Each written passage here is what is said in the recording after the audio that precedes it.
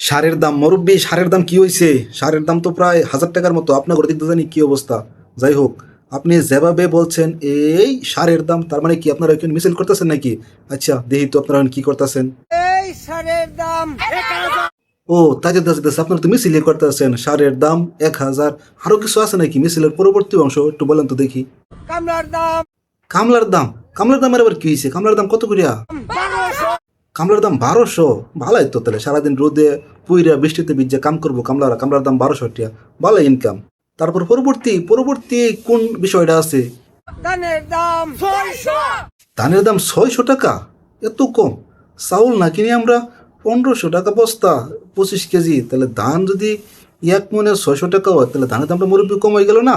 তাহলে এত কমে ধান বেচলে তো কৃষক বাঁচবো না। এরকম কম দামে যদি ধান বিক্রি করে তাহলে কৃষকের কি পুষবো? তাহলে তো কৃষকের অবস্থাটা একটু কেরোসিন হয়ে যাবে। তাহলে একটু বলেন তো যে আসলে এত কম দামে যদি ধান বিক্রি করা লাগে, এই কামলার দাম 1200, সারের দাম 1000, তো ধানের দাম মাত্র 600 টাকা, তাহলে এমনি কি দেশ চলবো মুরব্বী?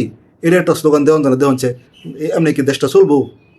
এভাবে দেশ চলবো ভিক্ষা করে খাইলে এইবার ঠিক বলেছেন মুরব্বী। এইভাবে যদি ধানের দাম কম থাকে, তাহলে ধানের দাম কম থাকলে কি করে হবে? এভাবে দেশ চলবে না। আমাদেরকে কি করতে হবে? ভিক্ষা করে খেতে হবে। ভিডিওটি সবাই শেয়ার করে দেবেন।